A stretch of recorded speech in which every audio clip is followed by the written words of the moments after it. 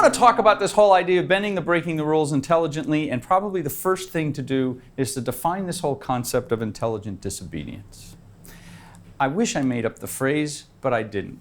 The best way to discuss this with you is to introduce you to Chap. Chap is a dog. I met Chap with his master about 14 years ago while I was in a hotel in San Jose, California. And Mark is actually on his way to Boulder, Colorado, which is where I'm from initially. I've been here in Australia for 11 years and on the Sunshine Coast now for 1.5 years. But I was in this hotel in San Jose, California. It'd been a long day. We'd been at a conference. And I'm standing in the lift lobby. And a gentleman and his seeing eye dog come to one side. Hi, good evening, that sort of thing, just a sort of a greeting. And then the lift comes, the doors open, you hear the ding and the very, very familiar whoosh. And I look, and the floor of the lift is about 25, 30 centimeters below the floor that we're standing on. So the lift had failed. And that's when I saw something amazing. That's when Chap literally leaped into action. They're normally you ever see someone with a seeing eye dog? They're very placid right by their master's side. You never hear them bark, right? It's an amazing thing to watch. This dog suddenly jumped 90 degrees in front of his master, turned sideways, blocking his master from walking forward. It wasn't even a matter of just putting on the brakes. He was literally creating a hurdle. And I said, well, let me explain what happened. He said, I bet you the lift failed somehow, says Chap's master. And then we got into this conversation. I said, that was really amazing how quickly he assessed that and did. I was just about figuring out what was going on, and your dog leapt into action. And he said, yeah. He said, it's an interesting thing with a seeing eye dog, and Chap is probably the best one I've ever had. And he said, and this is how you got to think about it. They call that intelligent disobedience. He's disobeying my commands. He's disobeying what I'm expressing to him as a desire. He says, but it's interesting. What you do at that point is when he disobeys me, I obey him. And I thought, what an interesting thing to apply to leadership. How many times do you have some insight on what a customer's doing, or do you have some insight on where a very good, ultimately sound business process in your organization isn't going to work in this instance? Right? Chap's job is to get his master safely to the goal and the place they're trying to get to, but not necessarily follow what his master intends, how his master intends to get there if there's an obstacle or something to create a danger. I thought, this is perfect. When I was thinking about, after that experience, thinking about the best leaders that I've worked with, and again, I worked for IBM for 18 years back in the United States. I ran my own business. I've run 3 different businesses since then, over 17 years. And you put processes in place to try to get some consistency. But they don't always work. They're not created with a crystal ball. There's going to be those instances where you're not going to get the outcome that you want. And then the whole idea is to do something different. That's the concept of intelligent disobedience. And what I want to talk to you about today, and by the way, this does not have to be a monologue. Please ask questions, interrupt me, challenge me. It's all good.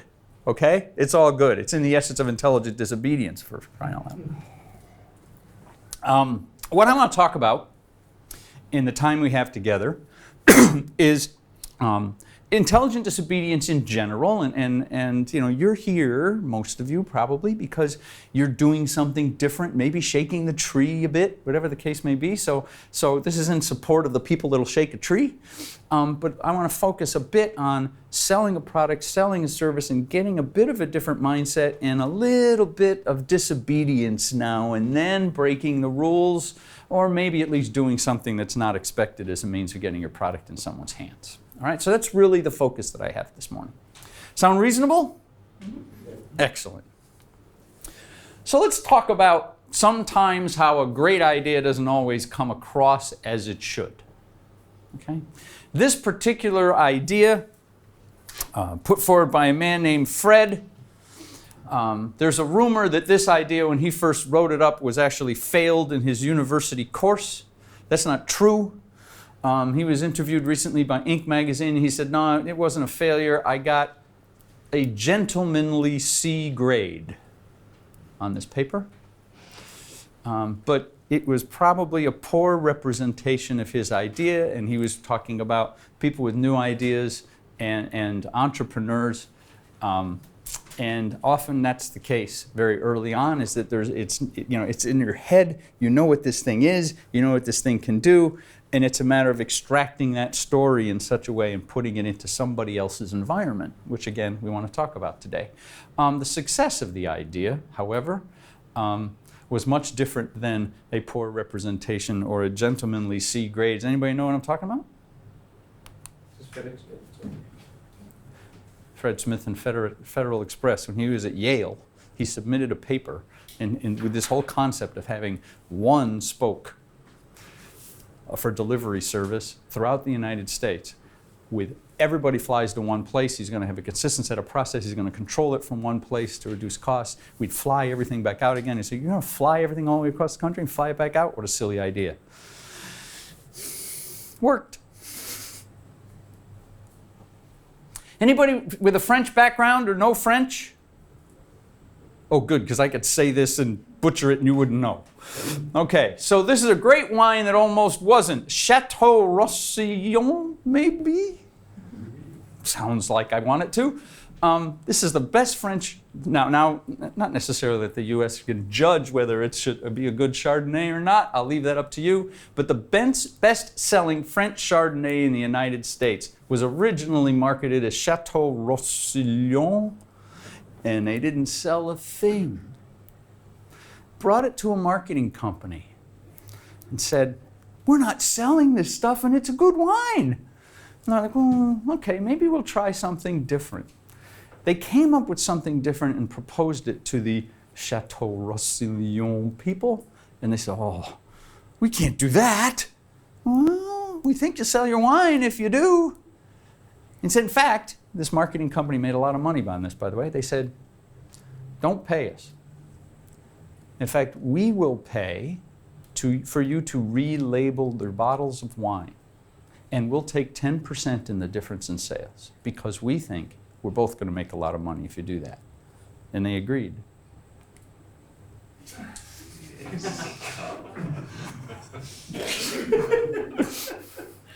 People choose a wine by the label. They either know the wine and they're familiar with it, and if they're searching for something else. So the little hippopotamus in a grapevine, calling it Pat Bastard. French accent. Hmm? How does that sound? Fête bastard. You're not the first person that's asked me that question, unbelievably. Fat bastard. Okay, and they now sell all sorts of wine. Extraordinarily successful business, only because they did one thing different. They're communicating a notion. They're communicating something fun. They're communicating something light, right? It was intended to be more of a table wine than a high-end with your, $150 dinner wine. Well, this kind of leans more that direction than Chateau, whatever that was. Okay? So it's a matter of how we communicate our ideas sometimes. There's influential storytelling of a different type in another story I want to share with you. Stefan is someone that works in the Australian Army, actually, still does. Now, when I tell intelligent disobedience stories, I change everybody's name and I change the scenarios somewhat as well. And it's not to protect the people that engaged in intelligent disobedience, because 9 times out of 10 they're like, oh, I don't care if you share my name. It's to protect the people that are forcing others to engage in intelligent disobedience to get the job done that I'm protecting. Okay? So Stefan is not his real name. There's a couple other folks that I'll make reference to. Chap, by the way, is just the dog's name. For real. Decided not to protect him. But Stefan was working on a project, an engineering-related project for the Army, and he was in a program. So when I talk about a program of work, right, it's 4 or 5 different projects to do different things, but they're all related in some way. And in this case, they were all in one location, and they were creating some infrastructure associated with one of the Army's facilities. And it wasn't going particularly well. They ran into some issues and ran into some problems, and there were some budget debates going on in Canberra. So it had gotten a bit challenging.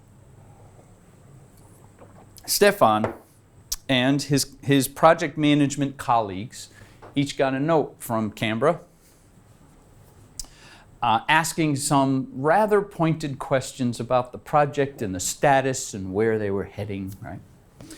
And they all looked at each other a little bit ominous. This didn't sound particularly good, but they answered the questions diligently. But they feared that this was the beginning of the end. 2 weeks later, they did end up getting a note that the whole program, not just their projects, the whole program is going to be canceled. They're going to postpone it. Now they went home rather depressed about that because they thought they were doing good things, and in all likelihood they were. And most of them just sort of went and had a beer and tried to decide what they were going to do next. They came to work the next day, basically in that mode of, all right, what are we going to do next? And am I going to get a new job or whatever the case may be? But not Stefan. Stefan just couldn't, in his right mind, think that this was the right thing to do. So he wrote a note back to his superiors in Canberra and said, I understand there's budget constraints. I understand there are priorities. But if I was in your position, I think I would have asked other questions in addition to the ones you asked. And in fact, here are those questions, and here are the answers to those questions. And in the end, he said, I'm sending these because I think it's appropriate for someone in your role, and if I were in your role, I would be making the decision on this richer pool of information. If you have any further questions or want further information, let me know. I appreciate what it is that, your challenges, and if I can provide information, I'm happy to do so. He gets a call the next day and told to appear in Canberra, get on a plane, and go there the next day. I was thinking, now, my favorite cartoon character is Scooby-Doo. All I'm thinking right now is, ruh-roh. This is going to be a problem, okay? He shows up, his superior officer is there, his superior officer is there, and two of the folks that had gotten this information in this email. Make a long story, not as long, okay? He ends up getting promoted to program manager. The entire project was reinstated with 2 additional things because of the information he provided. Stefan did not ask for a thing. All he did was provide more information, create a richer pool of information and communication from which a decision could be made, and he ends up getting promoted because he did that. So sometimes it's not the thing, you don't necessarily need to revolt, right? You don't necessarily need to go with the flow of, all right, this is what we're going to do, someone's made a decision. He pushed back in an very intelligently disobedient way, but by putting information on the table and communicating in a different way. And often, that's exactly what it is we need to do when we're trying to market a new product. Yes, when you were telling that story, I was reflecting on how would that work, or that would be quite effective if you were in a bid situation and you have a lockdown proposal to a procurement team, and you know that you are going to be competing against people who have similar credibility, similar backgrounds, similar resources, etc., etc., etc., and you're going through this lockstep, finding an opportunity to disobey their process might be what differentiates you from the rest of the crowd. And in fact, I've responded to a fixed price statement of work response sort of tender, that's the word, sorry, I couldn't think of tender, tender sort of a mode, and then on the front of the tender said, I actually think responding to the tender you've put forward is an irresponsible act. I'm doing it, but please look at section 2. And section 2 is this is what it is that I think you should do with some other considerations that you should have, and so I'm going to propose something different. But I'm going to answer the front end. So while I'm obeying, I'm not just leaving it there. I'm doing some obeying thing and some disobedience thing at the same time. And won that deal. And won that deal. So this may be the sort of thing you were heading for. That's right? exactly what I was thinking, so that's great. Yeah. So it's not storytelling I want to talk about. This is story selling. Selling your things through the stories you tell. And it is I don't know anybody You know, unless they really don't want to be in some place that, in the first instance when someone has said, just let me tell you a quick story.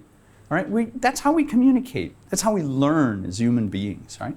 So there's three things I want to talk about with this whole idea of story selling. First is the 33-30 model, and I'll define that here in a minute. Second is leverage single-page solutions, single-page depictions of what it is that you're trying to talk about. And you can get some very, very interesting responses when you can do that. And then the focus on gold rings or Panadol. And I'll tell you what all three of these things mean, okay? And by the way, I see people writing things and taking pictures, and that's fine. If you wanted this slide deck, I have business cards. You give me your business card. I'll leave it with Debbie. We'll do all three. Put them on my website. Whatever it is easiest. I'm more than happy to put these in your hands. Okay? Let's talk about 33-30 model. I've had a lot of people say, look, I have to have a meeting with someone and this has got to go well and I'm going to do this. And I go, that is absolute rubbish. I don't care. That's the 30-minute meeting that you need, but that's not what's important. What's important is the 30 seconds, maybe even 10, that you need to get in an important decision maker's world. I'm going to go off on a bit of a tangent to come back and explain why I say that. At one point in time, the last job that I had in IBM was the outsourcing delivery director for American Express. American Express had outsourced the management of their IT worldwide to IBM, and I was responsible to deliver things against that contract. I had 465 people working for me. I used to get, and I'm not joking, between 250 and 300 emails a day. I was making 250 and 300 decisions that went file it, delegate it, delete it, or action it. And I used to tell people, I would spend all day just reading emails if I read every single word in every single email. Okay? If there's something you want me to understand, you need to grab my attention in the subject line or the first sentence. Or if you caught me in the hall on the way to a meeting, I've got a very full calendar. You need to grab my attention. Why do I need to spend the 30 minutes with you, Georgia, versus somebody else? I need you to tell me that. And that's to go in all this noise, right? Those 30 seconds, I would say, okay, I got it, I understand. I will probably spend 3 minutes either reading your whole email or continuing this conversation in the hallway or whatever the case may be. And I might even solve your problem or say, yes, I'll buy this, or let's have a 30-minute meeting. Then focus on the 30-minute meeting based on what I told you in the 3 minutes. Because one customer might tell you something in that 3-minute discussion and another one would. Or you might read it in an article, whatever the case may be, okay? So don't worry about the 30 minutes just yet. Focus on the 30 seconds, okay? That's the storytelling model. Now the next thing I want to talk about, and there's a variety of these. These are all on my website, by the way, in PowerPoint, so you can modify them. This next set of slides, okay? I'm more than happy if you go to intelligentdisobedience.com, okay? Go to the resources page, you can get all of these slides in PowerPoint. I'm showing you these as examples of the one-page solution. Okay? Some of them are rich, some of them are much simpler. This is the status of a service delivery exercise, but it has a timeline on the top, what the plan is, what we're doing to transition from where the organization is at today and where they're going, ultimately how then do you install it. We have key dates on here. And then this section is then amplified by this. If I need to go find an executive, I have this in my hand. I can circle something. I could say, you know, this is at risk of being delayed, which means I can convey the issue that's happening in 30 seconds very, very easily. All on one sheet of paper. Now, this may or may not be pertinent to what you're doing with a customer. But if you have a service and they're saying, yes, we want you to implement it, you're working in that way, a slide like this is very, very useful. Okay? All on one page. And you can point to the section that's relevant based on the communication that you need to have. Okay, so I show you that as an example. Another example, completely different. Anybody here are travelers? All right, yeah, most of us are nowadays. Okay? This is On one page, a new vision for how we would do traveling internationally. So this is what it looks like today, right? I got my passport, I apply for a visa, I check into the airline, I do border clearance. I might do duty-free shopping. Let's just, put that out there. There's that opportunity, claim a refund, board the aircraft, and then I have another queue I got to stay in over here. This is a new vision for what that might be, okay? Where I do most of this online. And I show up and I have my picture taken at the little booth kiosk thingy in the airport, whatever the case may be, okay? So I can convey a new concept. I keep putting this down. I can convey a new concept in one page. But if I wanted to talk about something, I could use this very, very same chart and modify it in a very, very small way that says, well, if we're talking about the fact that there's going to be a 20% increase in traveler volume, using the very, very same chart and just modifying it, and I've done it nice and clean here. I've also done the same sort of thing with a few handwritten words and a highlighter, right? Well, that means you're going to have a greater queue here and a greater queue there, and it's going to add 20 minutes to the traveler's pathway through this exercise. Conveying the idea in the context of where it's at in a very, very quick manner on one sheet of paper.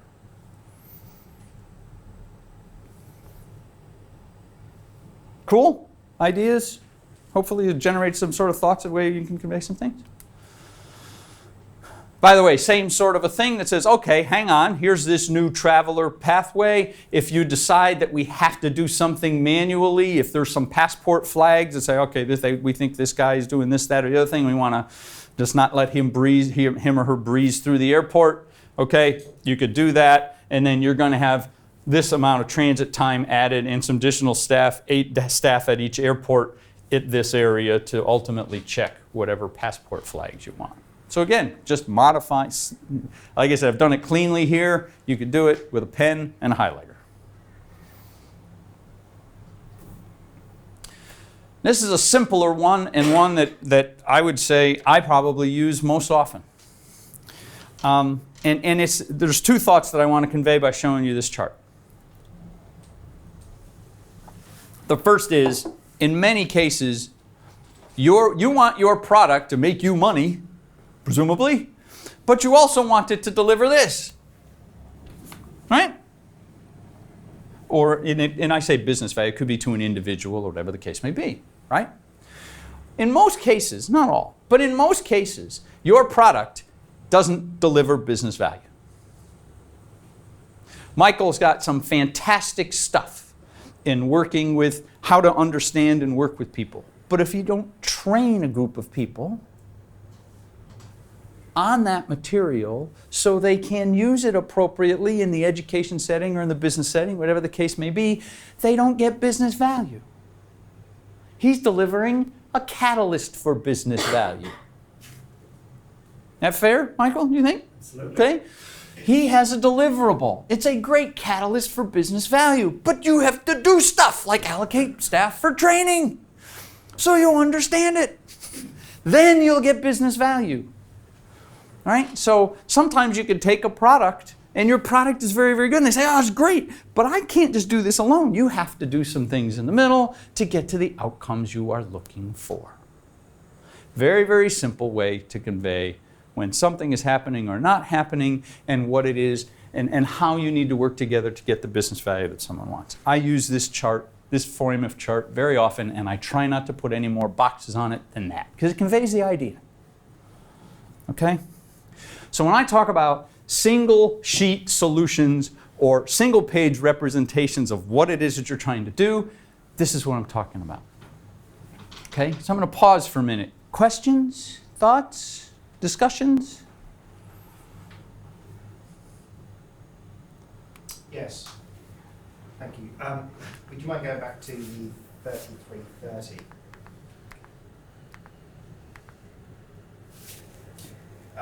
The discuss the details. This implies a conversation or presentation, correct? Yeah, typically. And again, I mean, it's figurative. It doesn't have to be 30 minutes, but I mean, it's some sort of a forum where you can have a more rich exchange to either confirm understanding, get a decision made, okay? put a statement of work in place, whatever the case may be, is that. So what's your point of view on the preparation you'd undertake for that 30 minutes? So, look, you know what your product or service is, okay? And presumably you have an idea as to how it's going to be a catalyst for business value, going to that last discussion, right? Okay? This 30-minute meeting is basically, in many cases, and I'm doing this as an example, to fill in this, right? Or it's to talk about how you get that purchase order, or how you're going to service it, or who you need to work with, right? And again, I'm talking more of a B2B transaction versus a business-to-customer transaction, but a business-to-customer transaction might be, how do I get this into your hands, or what store do I put this into, right? Or if I'm designing a thing for medical records, how am I going to capture this in such a way that if you show up at a hospital, they know how to, it's the logistics. Okay? Does that answer your question? Yes, it does. I was just looking for the link between 3330 and the single page. Okay. Okay. Would you use the single page in that meeting? Probably as a start and a refresher, and then you're just going to expand from there. True. True. True. True. True. Rubbish. Absolute rubbish. Okay, and I promised these guys I was going to say something American. Okay, you cannot make a duck bark. True. There you go. That is true. You cannot make a duck bark. I do not know, and again, I'm more focusing on an executive or a business transaction. I do not know an executive that does not think in one of these terms.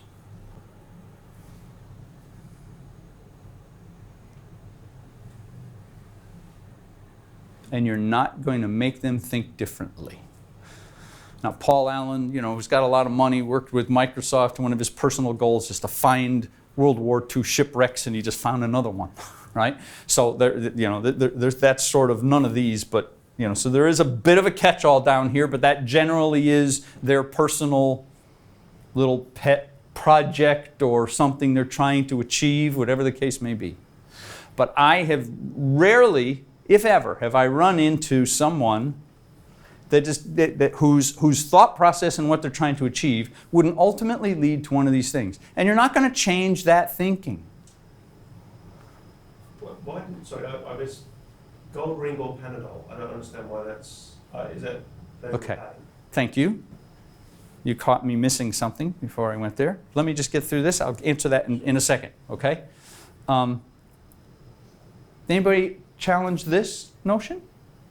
They've ever run an executive business, but done, So what you are doing, now I'm going to answer your question now, David. What you're doing with your product or service, when I talked about the 30-second story and getting their attention, right? And I talked about me reading 250 emails, going through 250 emails a day. I said, there's one of two things that's going to get my attention. Either some great opportunity or pain relief. And that is all going to be around one of these things. But we can challenge their thinking on how to approach achieving the goal or goal, and that is challenging their thinking. Okay? So, how do you sell if you do that? Change their perception of ability.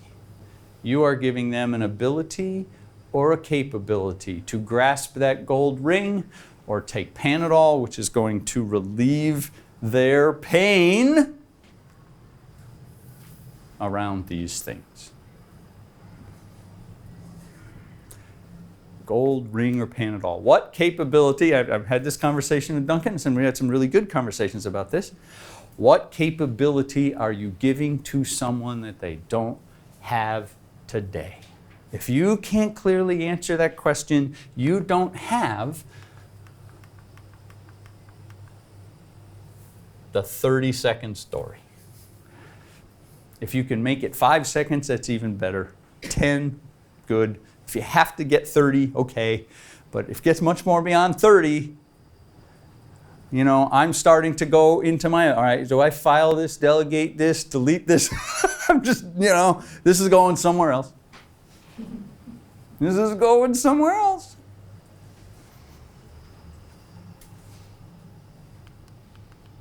Thank you for catching the gold ring or Panadol. So you're not changing the executive's way of thinking, but you're changing their perception of their ability to support their thinking. All right, this is giving me something. You confirm that, by the way, in the 30-minute meeting, potentially. Maybe even the 3-minute meeting, based on how the conversation goes and the nature of what it is that you're trying to convey.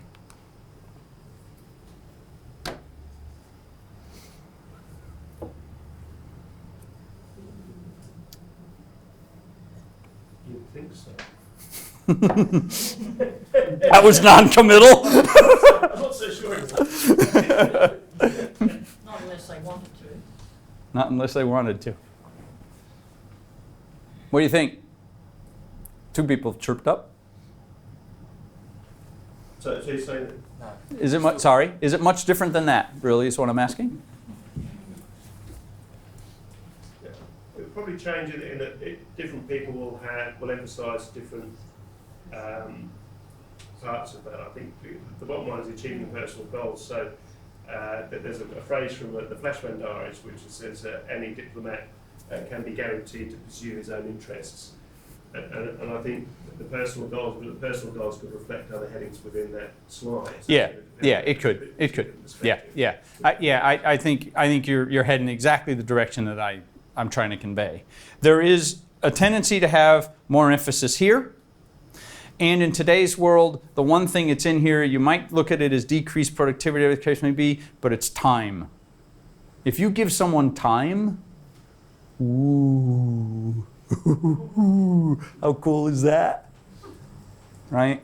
Or if you're supporting their, they have a hobby to do something, right? So there's more emphasis on this.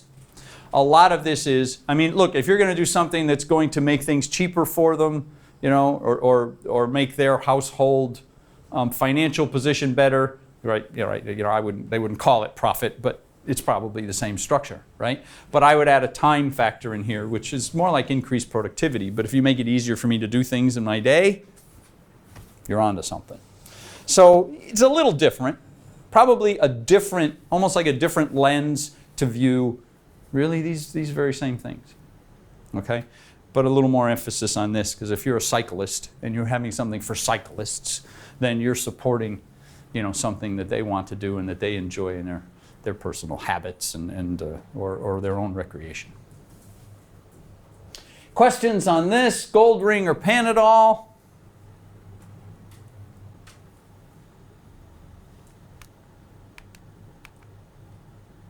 So, yes, kind of, but not so much.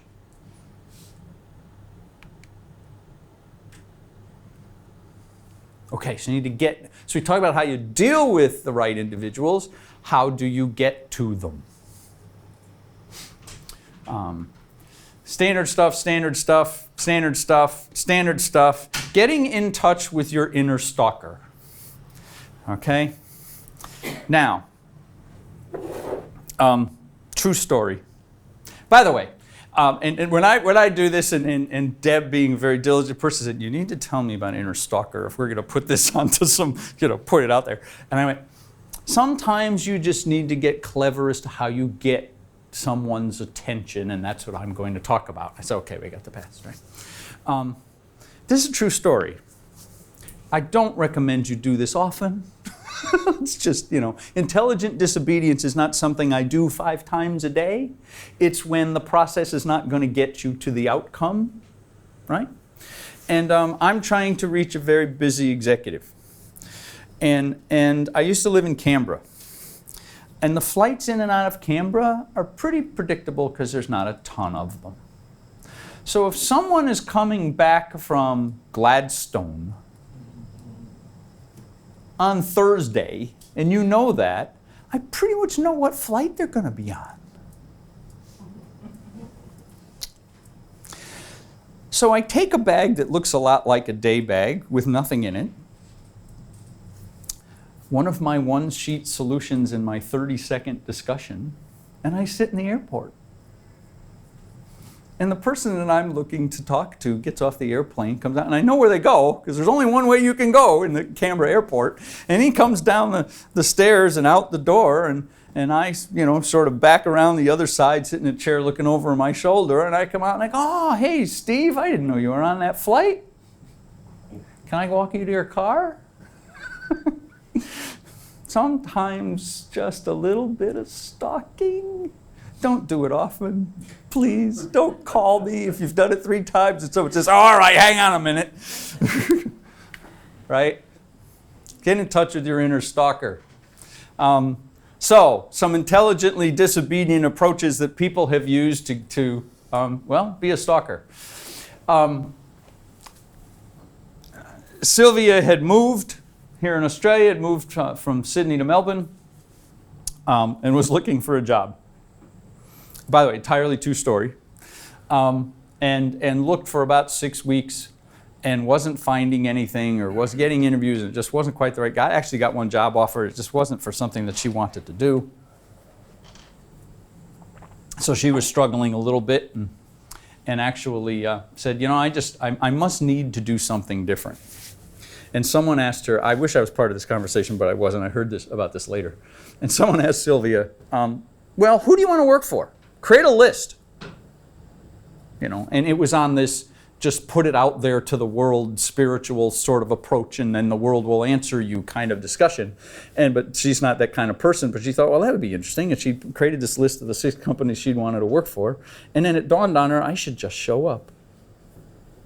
She literally walked into the office, looked at the board. On the 3rd floor was the financial analysis department, and walked up to the receptionist and said, I'm here for the job interview. The person looked pretty panicked. Said, let me talk to my boss. Came back, the person said, we didn't even know they'd approved the job rec. My boss is busy, but he said he can interview you in 45 minutes. Interviewed her 45 minutes later. The next day she called up and said, okay, look, I have to confess, and said what she did, and she apologized. And he said, don't be silly, we need someone with initiative. She said, but that does solve a mystery. He said, but I just got approval from HR for this job. So hang on, I have to interview other candidates. I'll call you back within 10 days. And 6 days later or whatever, called her back and said, we're giving you the job. She just showed up. Do I think that's going to work at a high probability bit of time? Maybe, maybe not. But it's an interesting perspective that I wanted to share with you. Sometimes just show up. So where does he park? Where does he fly back in is the story that I just told you about, kind of that sort of thing. Just go for a walk with somebody. If you've got a good 30-second story and a good one-sheet solution in your hand, you'd be surprised what can work.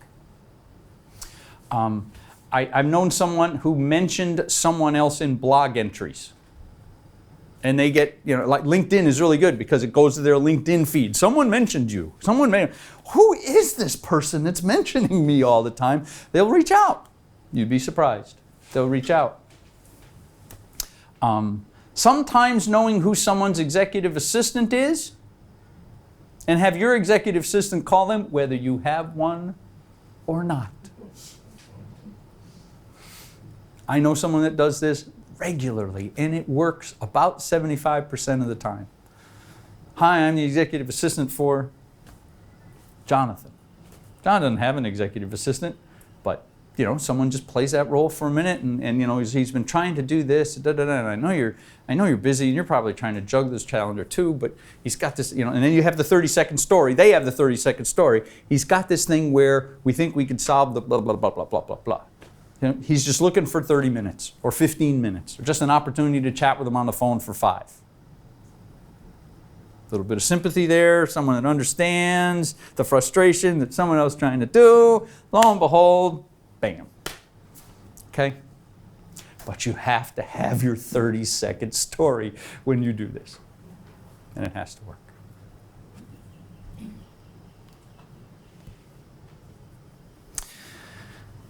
Another thing you might try that is sort of a bit of intelligent disobedience. If your communication style doesn't work, try the other person's.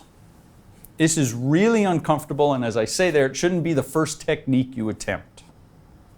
First time I did this, I was back in IBM.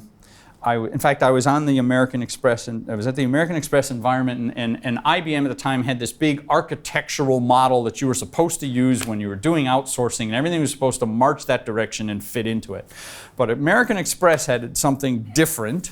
It was their online, real-time trading floor, where an investor can call up and say, I want to trade this stock now.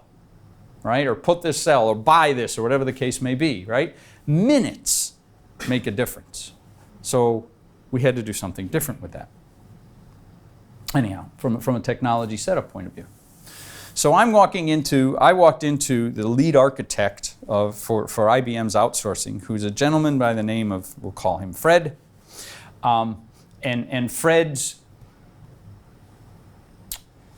pretty crude. Fred's direct, Fred's loud, Fred's boisterous, and Fred minces no words, and he's kind of like a loud Vulcan if you're, a Star Trek fan, right? But you got to get a loud Vulcan. He can be rather insulting with the bluntness of what it is that he says, and he has a tendency to use colorful metaphors now and then, shall we say, okay? So I walked into his office, and this is pretty much me. I'm an extrovert. I have a tendency to wave my arms, a little bit boisterous in my communication for the most part. But when it comes to something like that, I have a tendency to be much more methodical and try, this is fact A, this is fact B. I'm trying to be concise. I'm being real sensitive to what it is, right? So I have a tendency, my tone changes. So I walked into Fred's office and I said, Fred, I got this situation I want to talk to you about. And I started to go down the thing. He goes, you want an engineering exception? And I went, yeah, just get out. Get out. Really? But what? Get out. Okay. Knew that wasn't going to work. So, thought about it, and I said, no, this isn't right. I got to try again. So I had my facts, A, B, C, D, E, switched them around. I was going to give it a D and E instead of A and B. Maybe that would trigger something with him, right? So, again, I made an appointment, happened to go to his office. All right. I started on this. He goes, the exception again. And I went, yes. He goes, I told you to get out. Do you not understand? Get out. So that's 2 words. Maybe that's too tough for you. I'll give you 1. No. Right. Sorry. This isn't working.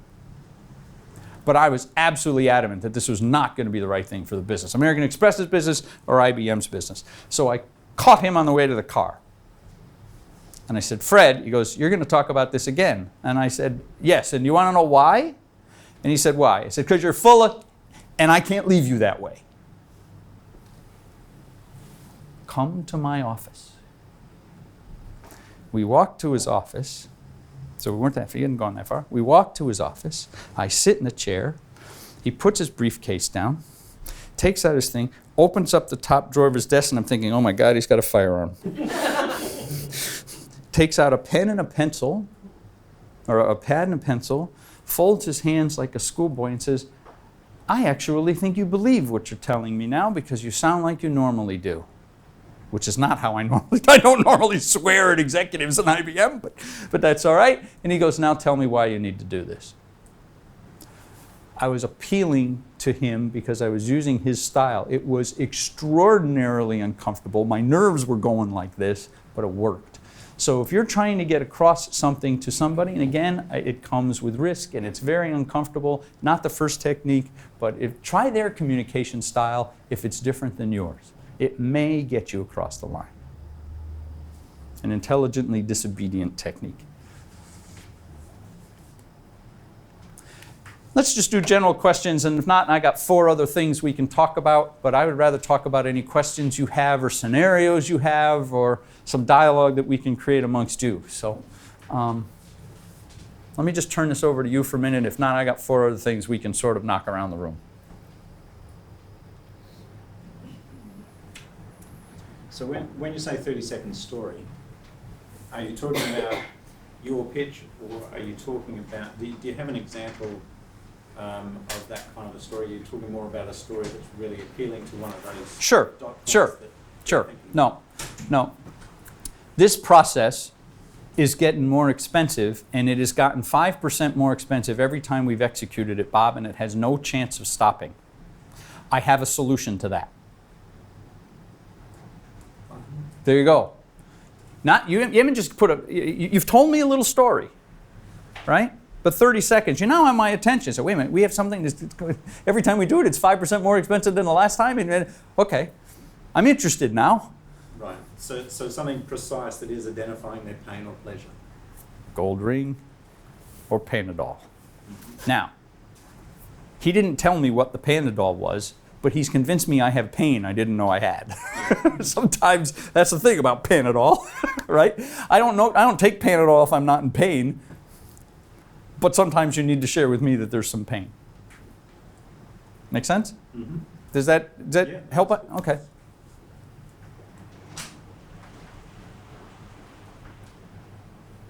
Because if you walked in, by the way, you walked with that story, when I said it's a story, if you just walked into my office and said, you know, that department's inefficient, all right, you know. Yeah, tell me something about that. Hang on, you know, I don't want to, but you gave me something that, oh, okay, hang on a minute. You've looked at this. You're talking to that line of things that is the way I think, right? Hang on, I saw profit impact there and I saw productivity impact in there.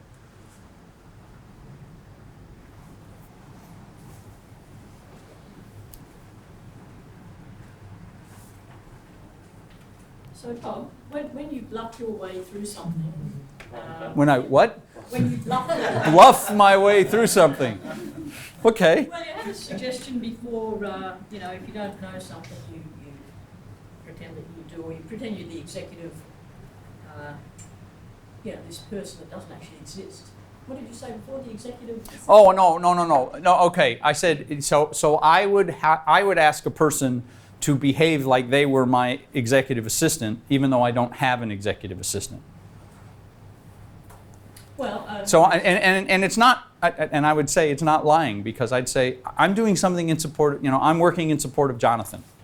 Well, that's exactly what I'm doing. I don't do it every day. I don't do it full time. I'm doing it for these next 2 minutes. But I'm doing, you know, so, but they understand, right? well, take another example. A woman that turned up for the interview and there was no interview. That was a bit of a bluff. Yes, okay. Yeah. For example, I'm trying to ring suppliers, and I haven't been in business long. In fact, I haven't been in business yet, but I've bought a course, Fair enough. and I'm meant to be ringing suppliers and asking certain questions, getting a spreadsheet from them. Sure. When they take control of that conversation, I don't get what I want. How does one go about getting, you know, maybe I was just thinking maybe I need a 30-second. Okay, so I'm just batting around possibilities here, right? And just coming up with a scenario. I don't know if it's your scenario, and I'm more than happy to talk with you further about this, right? And we'll have lunch and then I'll be here. But my first reaction when I hear something like that is you know, when I was running a project management business, someone would call me and say, look, I want to understand what your consultant rates are. Now, I don't know if that's somebody that's actually shopping or one of my competitors. I have no idea, right? So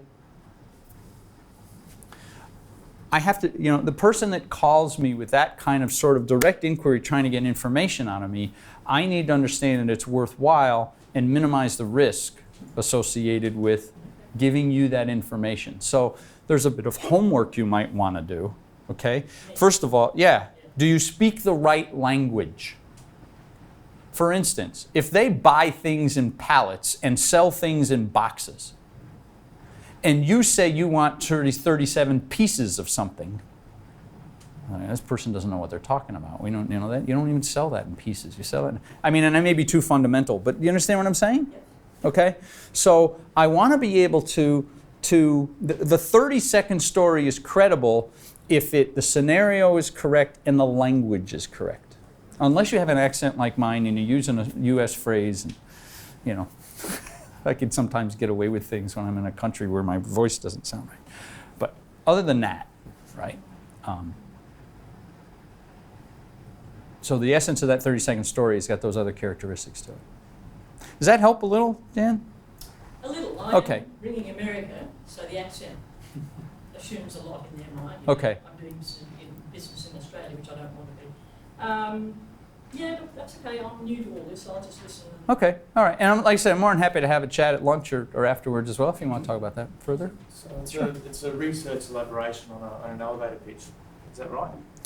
You know, Finding out the company's pain points, but also being able to interject your proposition. yeah, to me, this is different. I'm trying to paint this being a little bit different than the elevator pitch.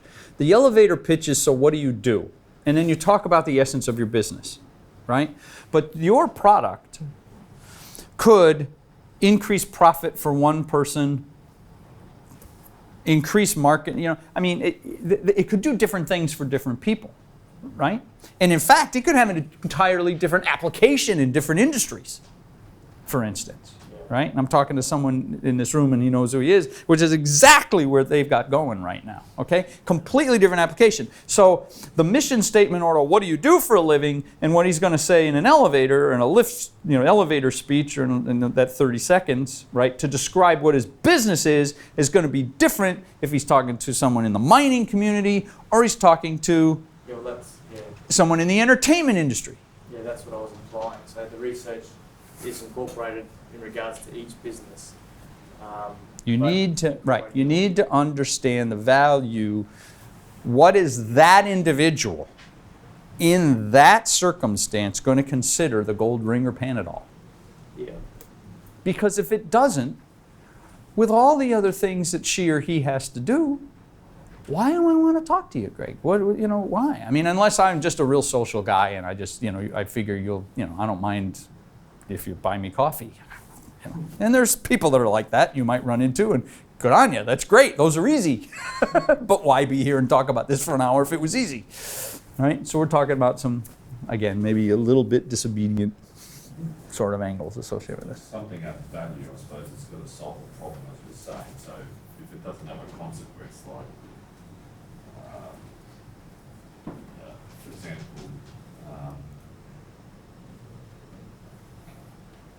if something doesn't, like if we can drive at 150 miles an hour down the highway and there's no fines, everyone will be doing it. So you stop sort of, because there's a fine there, there's a consequence. But if you go into another scenario, I suppose, is that it's going to provide value for you if you can solve that problem. So Uber, for example, it's connecting people with these cars and solving problems, isn't it? It is. Value's got to be there. It is. There's no value. It is. And what do you think the problem is that Uber solved? And I mean that literally. I'm posing that question because sometimes I've really thought about it. You can call a cab and it shows up. You call Uber, it shows up. But what's the problem they were solving? Well, to me, I don't usually do that. But if I were to use it, the thing I would like about it is I know where the cab is and how long it's going to be. You can track it. You call a cab company, where's the cab? So if the cab doesn't see you, they bug it off. That's the only defining factor for Uber is information. They're giving you information. Now, it's gone beyond that in that you're talking about people's personal vehicles who have a tendency to be, a little less sterile looking and often a lot cleaner and blah, blah, blah. So there's some other residual values associated with that.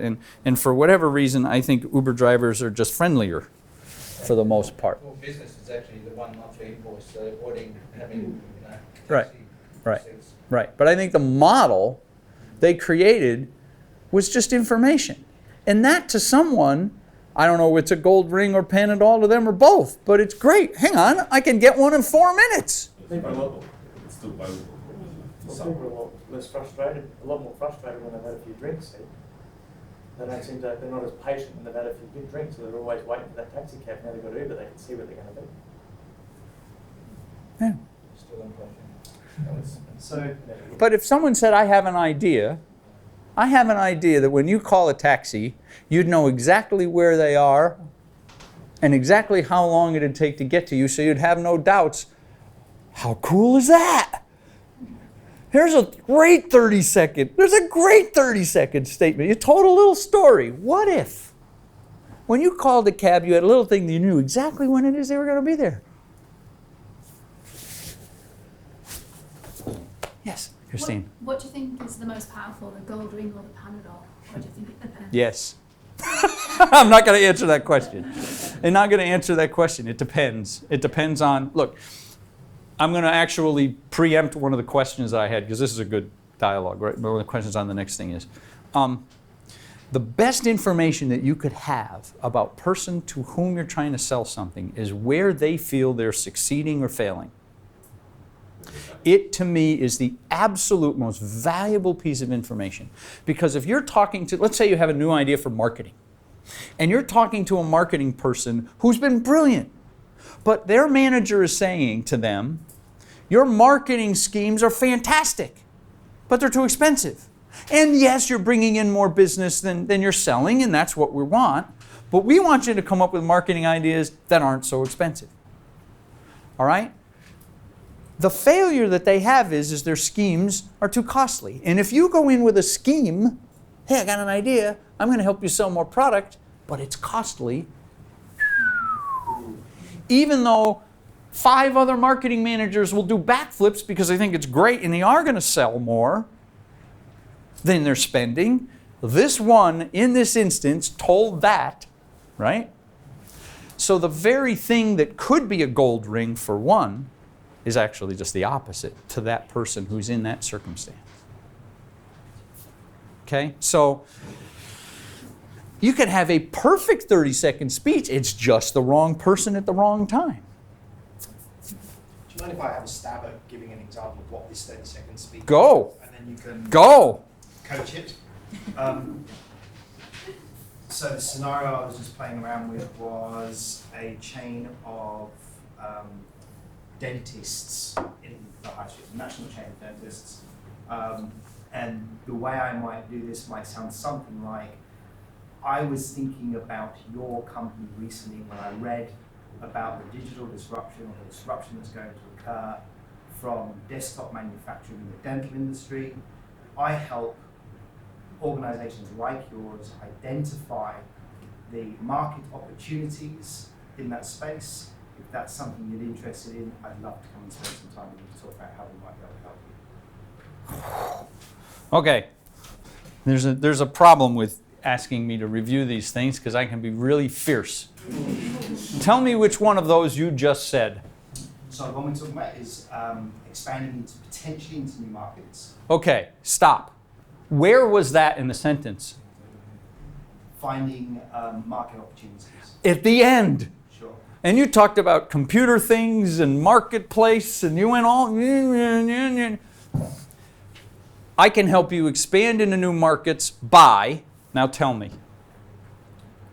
I can help you expand into new markets By helping you to identify the opportunities that are available. with a different way to identify those opportunities. Yeah. There you go. You've described the gold ring or the Panadol. And maybe it's both, right? Maybe that is a gold ring and they've been trying to do it and they haven't been, so it's Panadol. If that's their interest. And my research would have indicated that it is, which is why I'm facing it. Hopefully you'd get 3 minutes out of that. Yeah. I don't care whether you have 18 gerbils or 2 PhDs. You were telling me about all the different things you were going to do in the market and using the computer and I don't care. I don't care. If I'm assessing whether I need to talk to you or not, gold ring or Panadol. Like I said, you could use 87 hamsters or 3 PhDs to get it done. At this point, I don't care. But if you do give me an easy way to expand my market share, I'm interested. Is it affordable to me? Yes. How you do it? Maybe I need to know that because I will need to know that if, sorry, I'm going the wrong way. I will need to know that at one point in time if there's something I have to do in here to get from what you're giving me to the business value we're looking for. Now, was that too harsh, or do you understand where I'm heading? No, not at all. It was literally what I wanted. I wanted Okay. an opportunity for us to play Yeah. with it and Yep. improve it. Yep. And the bigger the Panadol, the bigger the gold, the more value you can get from it. Exactly. You have to carry backup Panadols in your pocket as well. Yeah, when you're shooting a gold ring and someone shoots you down, the Panadol is good for the headache. It's like, oh, I didn't want to do that. And yes, we're paying more for water than fuel, so. Yeah.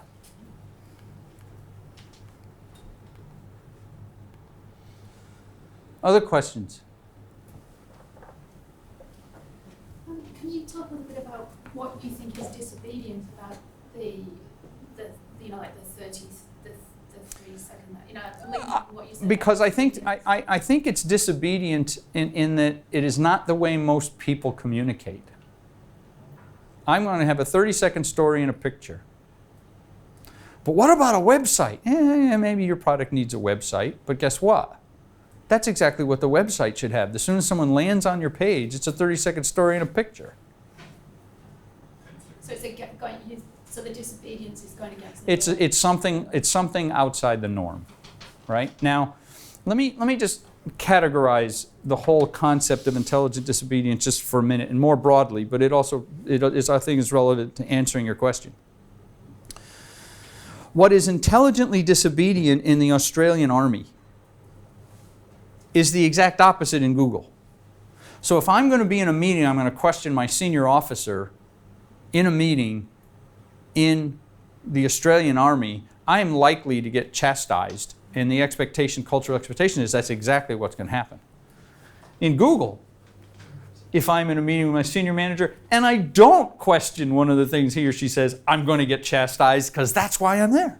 The exact same act is if you figure out how to do it appropriately, is intelligent disobedience in the Army, and if you figure out how not to do it and get away with it, it's intelligently disobedience in Google. Do you understand what I'm saying?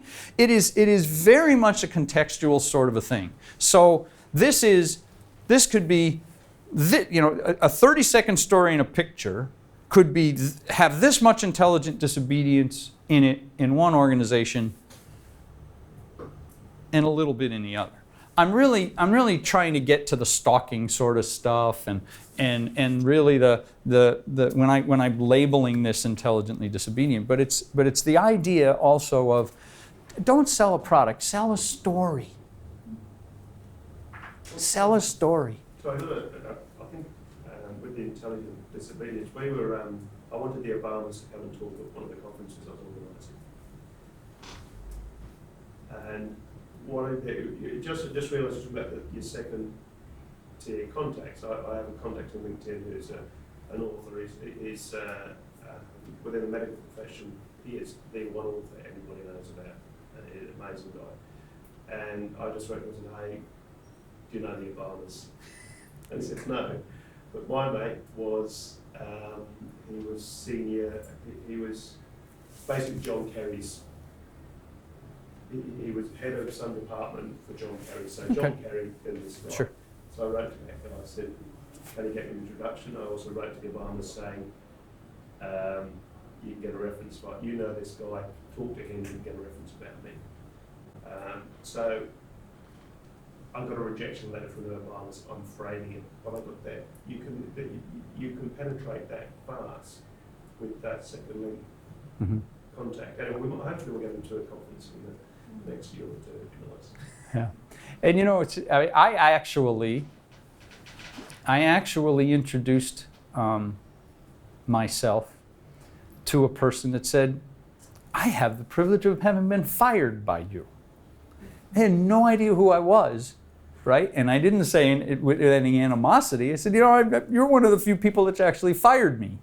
And I was doing some work for an IBM outsourcing account where they kicked us out, right? It was actually a close down activity, right? Where they were bringing their IT back in-house. And this was one of the senior managers. Didn't know me from Adam, but you know, there was a relevant reason for me to talk to them at a conference, and that's how I introduced myself. I'm like, now I had to have the second sentence.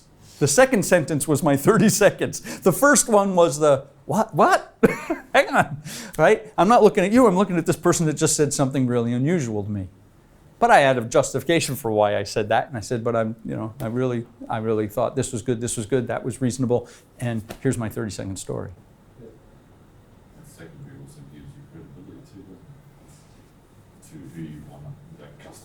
Yeah, I knew something about his environment. We've got 10 more minutes. You can ask questions or I can pose questions.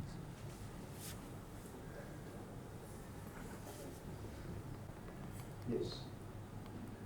So, look, if you, so I've got a meeting tomorrow, and it's a sales contract. They asked me to go see what I can do for their organisation. And I guess I'm not sure whether the key decision makers are in the meeting. And then I've got to think about. Are you going to be in this meeting? I am, yeah. Okay. So it's just with two. I think it's, and basically they've asked me to go because they know what I do. I work with them before, but they're in a different hospital. So can you go in? So can you come out? Wasn't really what I needed.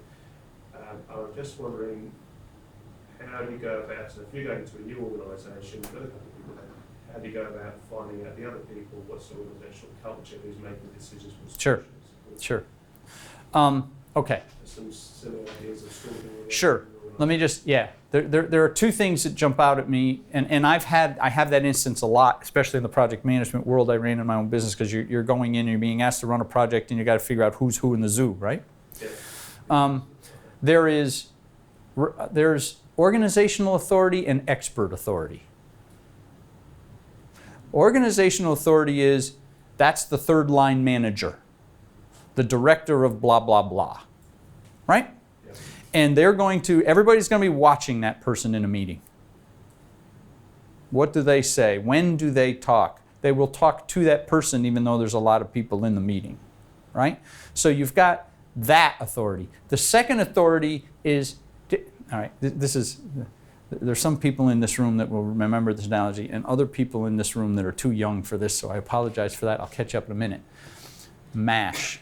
You ever remember the show MASH? Okay, Radar O'Reilly. Radar O'Reilly was a clerk. Had no authority whatsoever, but he was the expert authority because he knew how to get things done. He knew other people in other areas, that he would trade supplies and that sort of thing, right? If Radar thought it was a bad idea, it didn't happen, and this man wasn't on the org chart at all. There's the expert in the room as well, and they're a little bit harder to find, but the questions that'll go to them will be much more tactical, or I would say even operational. Does that make sense? Yeah. So I'm looking for the person that is saying will do instead of should do, or what about this idea, or whatever the case may be.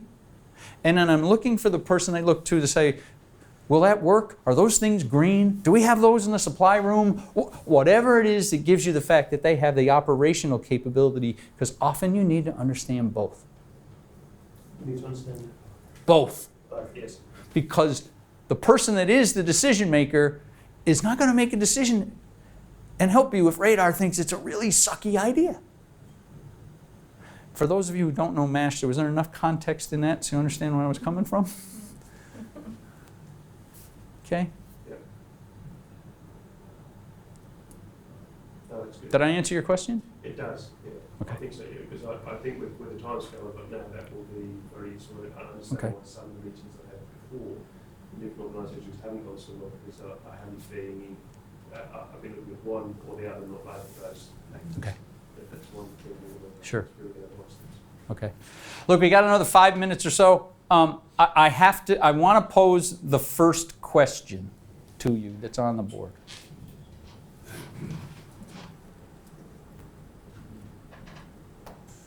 I personally, are you asking if we can answer that question? Please go ahead. I'm looking. I debate this question with people quite a bit, and I will say, well, go ahead. I debate this question quite a bit with people. Okay, so I'm in the process of just launching a new website in the Sunshine Coast, and the HR and recruitment module is plugged into the back end of a video capable jobs board. It celebrates everything about the Sunshine Coast. Now, for the first stage release, it's quite basic, but these HR and recruitment modules that are up and coming in these subsequent stage releases, which being software development, it's very hard to sort of predict when they're going to come out because things always go, it takes time. Yes. My hair used to be black, by the way. Yeah. And I got into IT sort of stuff like that. Now it's not. I'm Yes. actually only 22. I have so many really fantastic bits of equipment that are going to be plugged into this thing, and it's very hard for me to actually say, to not tell them what's, like I'm selling mist at the moment, you know what I mean? When I keep saying this is what's coming, this is what's coming. Yes. But But are you saying it's coming? it is coming. So in other words, like you said, it's intelligent. I'm not lying as such because it is coming. I'm not saying that it's there now. Yeah. Does that make sense? Yes. Okay, all right. Yes. And then again, at some point in time, the question in my mind in answering to that specific situation with this, and I just put that as a parenthetical as one thing because that happens a lot, right? I see that a lot, is in the way in which you communicate it and what that person leaves the room with. Have you deceived them? Now, whether what you said is accurate and whether you deceived them Okay, yeah. are two different things. Saying something accurate, even if it's pushing the boundaries a little bit of the capability that's there and not there, but if what you said is accurate, that could, in my mind, be a valid approach to intelligent disobedience. In my definition, and this is the world according to me in this instance, right? So I will leave to you how you'd want to do this. But in my definition, if you deceive them, I am not trying to espouse that as the intelligent bit of disobedience. That's just disobedient.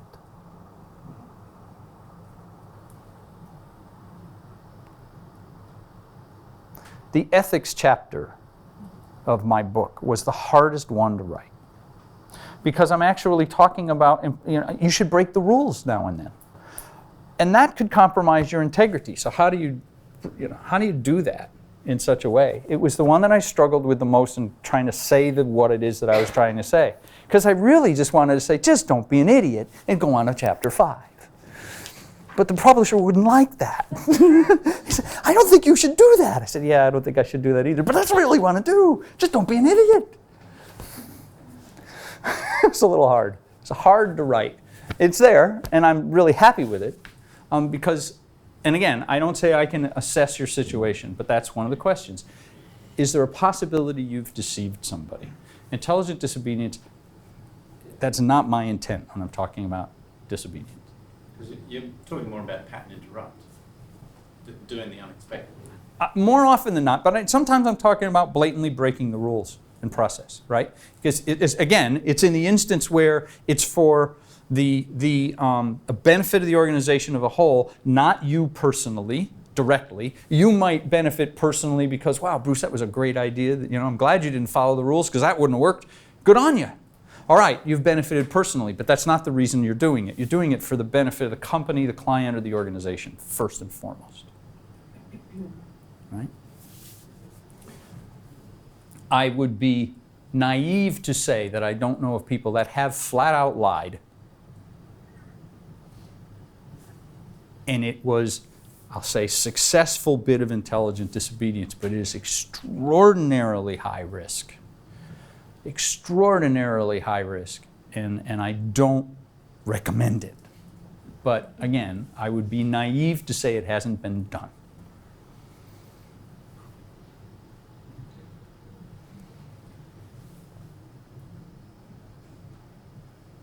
It's also very subjective. What one person thinks is pushing the boundaries or lying is necessarily the same for the next person. One culture and country, one country and organization, and how business is conducted. So again, intelligent disobedience is contextual, right? I talked about Google and the Army, okay? I have a cousin that got married in Egypt. And to get married in Egypt short term means there's 8 or 9 bribes to get the thing, right? Stamps on a license to have it happen. And that's just commonplace. It's just how business is done there, right? Not so much here, that wouldn't be so good. But there, okay. So I have to put that asterisk, if you will, put that splat on there. It says, you know, it is contextual, so be aware of that. These are questions that we could, it's 12:30. I think lunch is ready, okay? I'm more than happy to talk about these questions over lunch. I'm more than happy to talk about your questions over lunch. Thank you for not letting this be an hour plus long monologue on my part and asking some questions and that sort of thing, and whatever I can do to more easily put these slides in your hand. I'll send it. I can send it to, you know, Debbie, and she can send them to you. You can get the actual PowerPoint slides that you can modify of my one-page solutions off the website, intelligentdisobedience.com, and you can reach me there. I've got traditional, not particularly disobedient business cards right here, which I can hand out. And thank you. I appreciate you all coming.